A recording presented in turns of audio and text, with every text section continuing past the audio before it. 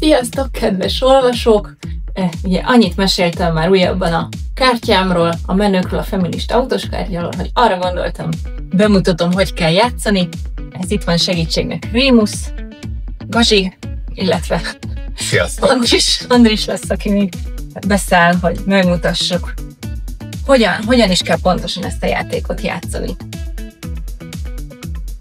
Csapjunk bele! Csapjunk bele! Jó. Jó. Szóval, jó, akkor magamhoz ragadom a szót, annyi időre, hogy elmondjam, hogy két játékmód van igazából. Kétféleképp lehet játszani, van egy kezdőnek és egy haladónak elnevezett változat. Kicsit nekem is kell már a saját játékomnak a szabályaihoz puskáznom. De a lényeg, hogy ugye van 42 játéklap, 2 szabálylap, illetve 5 kategória kártya. Ezeken ugye a különféle kategóriák vannak, ami szerint a lapokon a nők pontozva vannak.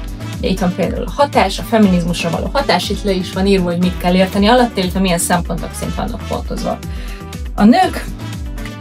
És ugye van 42 lap, ezt jól meg kell keverni, mert ugye amikor a pakliból megérkezik, sorba van, és ez, ha nincs jól megkeverve, ez egy hátrány lehet a játék során. És az első változatban, a kezdő változatban ezek a kategória lapok itt előttünk ki vannak téve, és le vannak fordítva. És, bocsánat, igen, annyit szoktunk 5 lapot írni. És 5 lapot kell játékosonként kiosztani, ezt lehet játszani 2-en, 3-an vagy 4-en, mi addig szoktuk javasolni. 2, 3, 4, 5. Igen, és akkor ebben az első játékmódban úgy kezdünk, hogy az első játékos felfordít egy kategória, az legyen jó, felfordít egy kategórialapot, ez jelen esetben a hagyaték. Igen, az adott nő által létrehozott művészeti alkotások, felfedezések, újítások, vagy elméletek maradandó értéke és hatása, stb. És ezután ugye megnézed a lapokat, és kiválasztod azt, ami potenciálisan nálad a legmagasabb, a hagyaték kategória, vagy hát a hagyaték kategóriában nálad a legmagasabb pontot elért nő. Ez nálam amúgy Frida Kahlo 99 ponttal. Au. Na. És akkor Andris gondolkozik. Most trükközök, hogy olyat ragok, aki többibe is gyenge. Feláldozható. Hát, igazából odaadom Lee Millett. Pedig neki magas hagyaték a 90. 20-as évek felkapott amerikai modelljeként kezdte pályafutását, pályájukba költözött, hogy fotóművész legyen. Ott Men szürrealista művész alkotótársa lett. Tehát azt elvitted. Ez tényleg van, igen. Most én fordítok kártyát. Legyen a hatás. Hatás, itt a feminizmusra való hatásról van szó. És ebben így is van. Én meg lerakom Harriet Taylor Millt, aki nőjogi aktivista, főként a liberális angol filozófus John Stuart Mill feleségeként ismert. Igen, John Stuart Mill szokták úgy emlegetni, mint a legfeministább liberális politikai filozófus gondolkodó, de hát mint megtudtam, nagyrészt egyébként a felesége gondolatait, illetve írásait implementálta a saját életművébe, úgyhogy ezért is neki magas a hatás pontja, ez 95, és viszi is Virginia Woolf, nálam ugye 94 ponttal lenne a második, és hát én is ugye ezt adtam. Vagy trükközhetnél. Itt még trükközhetnél. Én nekem kell lerakom először. Igen, nem, az a baj, hogy játékokban, amikor trükközésre kerül a sor, meg logikára, meg stratégiára, ott sülök be, saját játékom, ilyen szempontból nekem nehezebb eljátszható. Na de, ugye itt tudni kell, hogy akkor még milyen kártyák vannak, van még ugye összefogásunk, politikai aktivitásunk és lázadásunk, akkor majd tartsam meg azokat, akik ebben magasak, ugye? Hát igen. Érdemes. Érdemes. Mert én akarok nyerni. Ja, jó. Már volt, akkor Jane Austen-t áldozom fel, 73 pontos hatása van. Oké. Most te jössz a kategória lappal. Ja. Összefogás. ugye az összefogásnál azt is értékeljük, hogyha mondjuk egy nő nagyon sokra jut az életben, és onnan még visszanyúl esetleg a hátrahagyott idézőbe téve nőtársaért, és ebből a szempontból Nellie Bly, aki befutott újságíróként, rendre olyan marginalizált vagy elhagyatott, sebezhető csoportok iránt emelt szót, mint a női gyári munkások, árvák, és a többi, úgyhogy összefogásra kapott 90 pontot nálam. 90? Igen. Ez kevés lesz. Nekem van egy Trunk-nővérek, vagy egy Nanyeruva. Nanyeruva, igen. De kettő nagyon 90. De marad a Nanyeruva, aki a brit uralom alatt lévő Nigériában élt, az Igba nép tagjaként, mikor 1924-ben adóbehajtó meglátogatta az asszony-helyi nők közötti szoros összetartás rendszerére épített 10.000 Igba nőt hívott egybe, hogy az adók ellen tiltakozzanak. Igabó. Igabó. Nem, Igbo. Jó, én is azt emlékszem. Oké, bejössz. Jó. Lázadás. Ha-ha. Egyszer lesz. Ja, igaz is. Nálam ez Virginia Woolf, aki 94 pontot ért el ebben a kategóriában.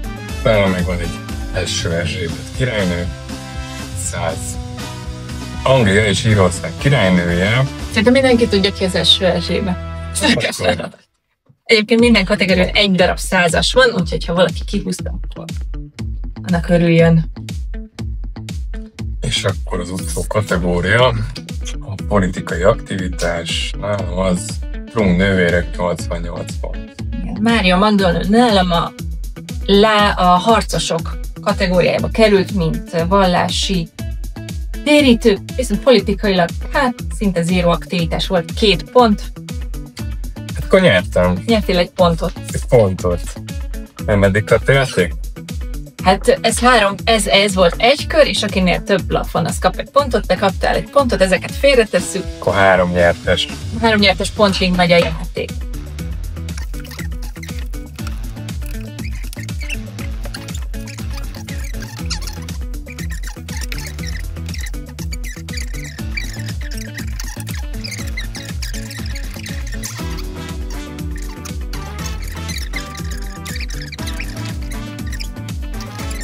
És ott most várjál, megint lehet trükközni, mert mi van még bent? Politika, akkor bent van. Várjál, ne, mert bent van még a... Szerintem ne trükközz, mert ezt elveszed, már nyertem.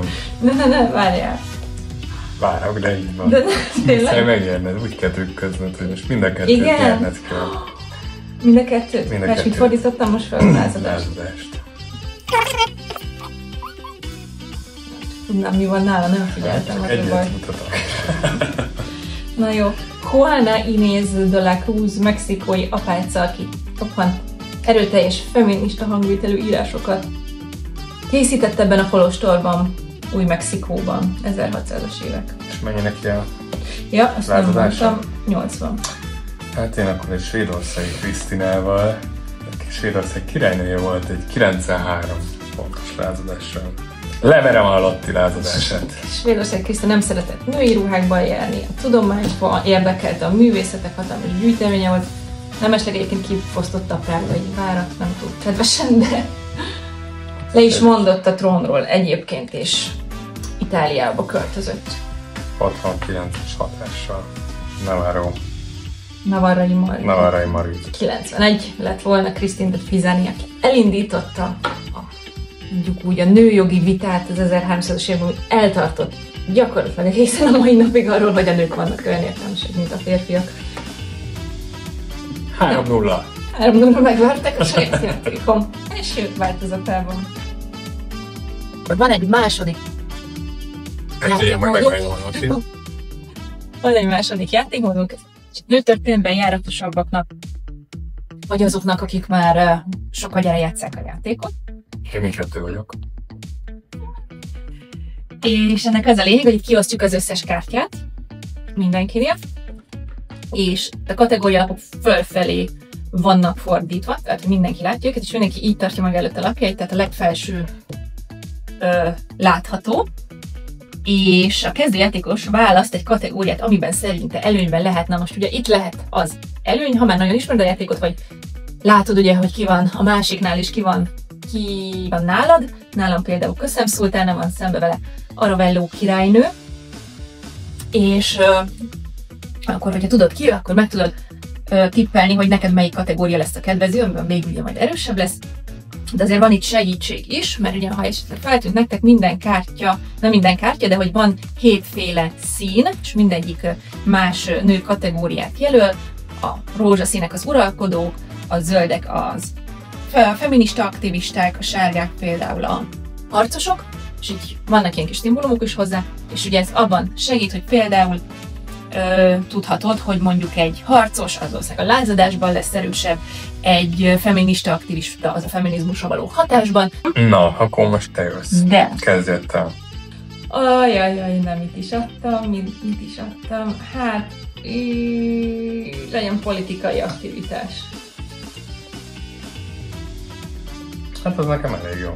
91. 90! Ezért gondolkoztam rajta ennyi. Ide vele!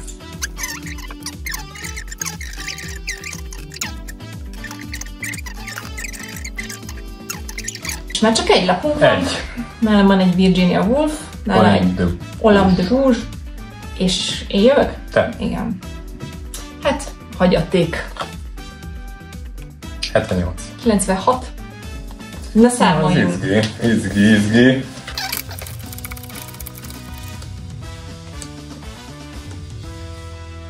20. 22. Szoros volt. Szoros. Ez képest, hogy én csináltam, túl szoros. Én meg csak egy méhész vagyok. Gratulálok. Köszönjük, hogy velünk tartottatok. Hát nagyon jó játék. Így kell, ezt most már ezt is bemutattuk. Reméljük nem merült le a telefon, és dumálunk itt magunkban már 20. perc.